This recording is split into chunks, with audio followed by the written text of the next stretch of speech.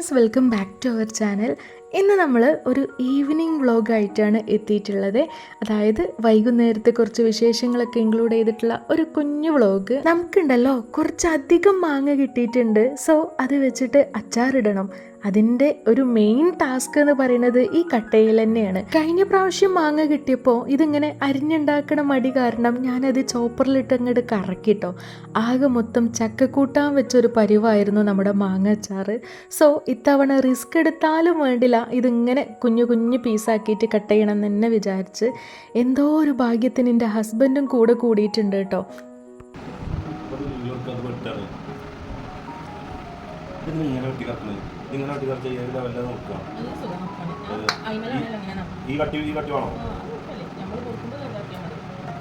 എൻ്റെ ഹസ്ബൻഡ് ആണെങ്കിൽ കുഞ്ഞു കുഞ്ഞു പീസാക്കിയിട്ടാണ് ഇത് കട്ട് ചെയ്തെടുക്കണത്.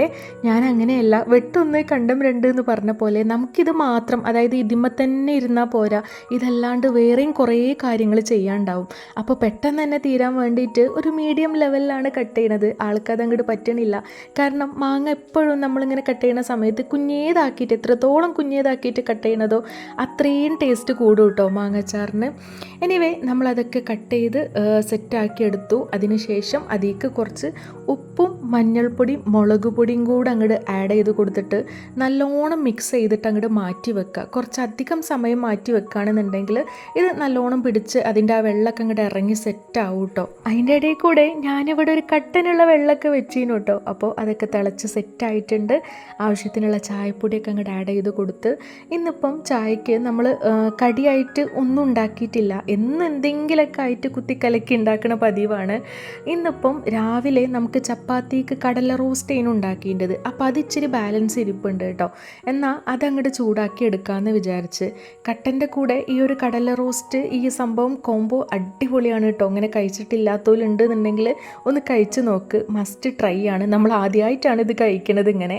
അതാണ് ഞാൻ എടുത്തു പറഞ്ഞത്. ഇന്ന് പൊട്ടിച്ചുവോ?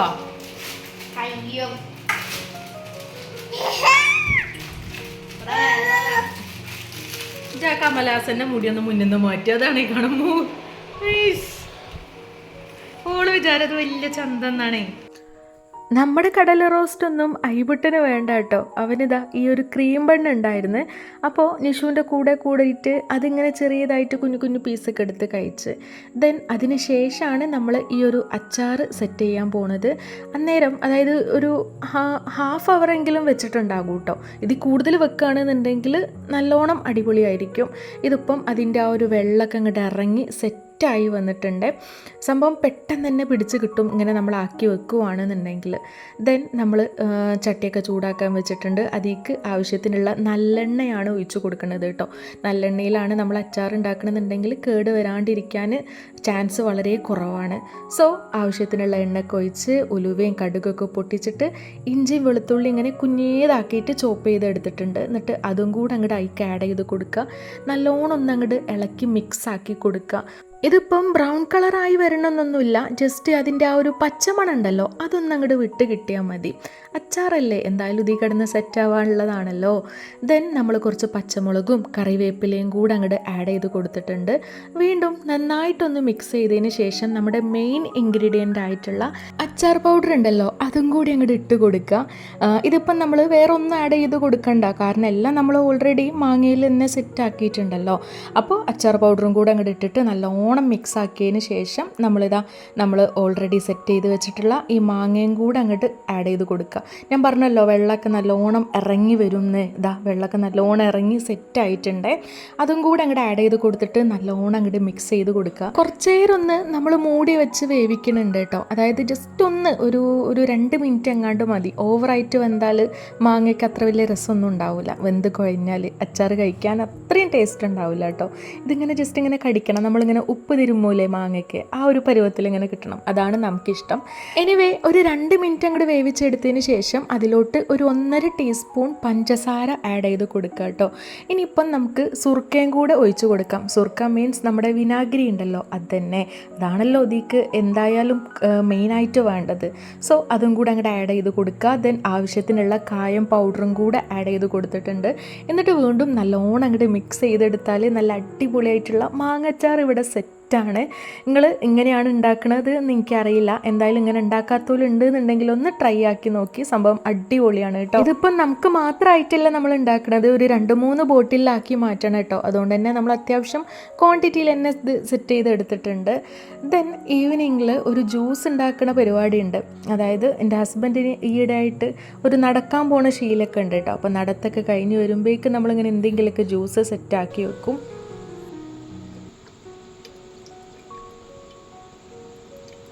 അമ്പനെ എന്തെൻ്റെ കഥ?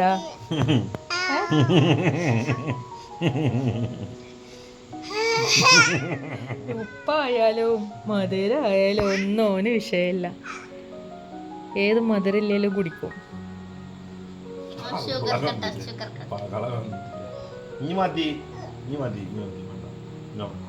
കുറച്ചുകൂടി കൊടുത്താളി. അല്ലോ പാവല്ലേ, കുറച്ച് കൊടുത്താളി.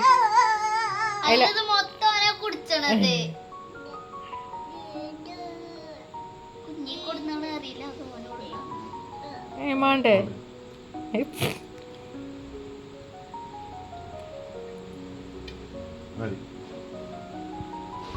പിന്നെ നമ്മുടെ മഗ്‌രിബ് നിസ്കാരവും ഓത്തൊക്കെ കഴിഞ്ഞതിന് ശേഷം അടുത്ത ടാസ്ക് എന്ന് പറയുന്നത് ഈ ഒരു തുണി മടക്കലാണ്. ഇതിപ്പം നമ്മൾ 2 ദിവസം കൂടുമ്പോഴേ അലക്കലുള്ളൂ. കാരണം നമ്മൾ ആകെ 2-3 ആൾക്കാരല്ലേ ഉള്ളൂ. അപ്പോൾ 2 ദിവസം കൂടുമ്പോൾ അലക്കിയാലേ മുതലാവുള്ളൂ കേട്ടോ മെഷീൻ കറങ്ങണേന്. തുണികളൊക്കെ അയൽമെന്ന് എടുത്തു കൊണ്ടുവരുന്ന ഡ്യൂട്ടി നിഷുവിനാണ്. അത് മടക്കി വെക്കണ ഡ്യൂട്ടി ഇൻക്കും. തിരിച്ച് അത് മടക്കി കഴിഞ്ഞതിന് ശേഷം എല്ലായിടത്തേക്കും അതിൻ്റേതായിട്ടുള്ള സ്ഥലത്ത് കൊണ്ടുപോയി സെറ്റ് ചെയ്യുന്ന ഡ്യൂട്ടി അതും നിഷുവിന് തന്നെയാണ്. ഇങ്ങനത്തെ പണികളൊക്കെ ചെയ്യാൻ നമുക്ക് ഭയങ്കര ഇഷ്ടമാണ്. ഞാനാണെങ്കിൽ ഒന്ന് കുറഞ്ഞു കിട്ടിയ അതിന് വലിയ അൽഹംദുലില്ലാ എന്നും കരുതിയിരിക്കുകയാണ് കേട്ടോ. ബാ വാ വാ വാ ഐബു ബാ. ഐബുട്ടൻ ചെറുതായിട്ട് നടക്കാനൊക്കെ ട്രൈ ആക്കുന്നുണ്ട്. ഇത്താത്തയാണെങ്കിൽ ഇവിടെ നല്ല കളറിങ്ങിലാണേ. ഗൈസ് ഓളെ കളർ സെറ്റ് പ്രത്യേകം കാണിക്കണം എന്ന് പറഞ്ഞു. അതുകൊണ്ട് അത് ഷോക്ക് വെച്ചതല്ല അല്ലേ, വെറുതെ വെച്ചതല്ല. ഷോക്ക് വെച്ചതല്ലല്ലോ. അതിൻ്റെ ഇടയിൽ കൂടെ ആനക്കയത്ത് തെമ്മ വിളിച്ചിട്ടുണ്ടായിരുന്നേ നിഷുവിനോടും എൻ്റെ ഹസ്ബൻഡിനോടും കൂടെ വരാൻ പറഞ്ഞിട്ട്. ഉമ്മാക്ക് ഇന്ന് ഉമ്മാൻ്റെ അനിയത്തിൻ്റെ മരുമകളെ പ്രസവത്തിന് കൊണ്ടുപോകുന്ന ചടങ്ങൊക്കെ ആയിരുന്നു. അപ്പോൾ ഉമ്മാക്ക് കുറച്ച് ഐറ്റംസൊക്കെ കിട്ടിയിട്ടുണ്ട് ഉമ്മ അവിടെ പോയി തിരിച്ചു വന്നപ്പോൾ. അപ്പോൾ ഉമ്മാക്ക് കിട്ടിയെന്നുള്ള 3/4 ഭാഗം ഇവിടെ നമുക്കാണ് കൊടുത്തയച്ചിട്ടുള്ളത് കേട്ടോ. അതിന് വേണ്ടിയിട്ടാണ് ഓലോട് വരാൻ പറഞ്ഞിട്ടുള്ളത്. തുറക്കതിലെന്ത് അതിലെന്ത് നോക്ക്. മധുഹൂത്ത് ഓക്കെടാ. ഇതെന്ത് ബിരിയാണിയാവും? ആ കടായും മറ്റേ ബിരിയാണിയാണ്. അടുത്തത്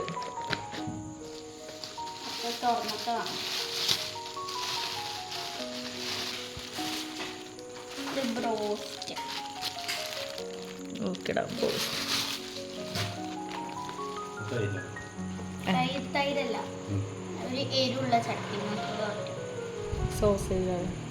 ഒട്ടുമിക്ക ദിവസങ്ങളിലും രാത്രി നമ്മൾ ചപ്പാത്തിയാണ് കഴിക്കൽ കേട്ടോ. ഇനിയിപ്പോൾ എന്ത് ചപ്പാത്തി ഇല്ലേ, മധുഹൂത്തും ബീഫ് ബിരിയാണിയും ബീഫ് കൊണ്ടാട്ടും ബ്രോസ്റ്റും എല്ലാം ഉണ്ടായിരുന്നു. നല്ല അടിപൊളിയായിട്ട് തന്നെ നമ്മൾ ഡിന്നറൊക്കെ കഴിച്ച്. ഇന്നത്തെ ഈ ഒരു ഈവനിങ് വ്ളോഗ് നിങ്ങൾക്ക് ഇഷ്ടമായിക്കണമെങ്കിൽ ലൈക്കും ഹൈപ്പും കമൻറ്റും ഒക്കെ ചെയ്യാം കേട്ടോ. അപ്പോൾ ഇൻഷാ അല്ലാഹ് പുതിയ വിശേഷങ്ങളൊക്കെ ആയിട്ട് നമുക്ക് ഇനി നെക്സ്റ്റ് വീഡിയോയിൽ കാണാം.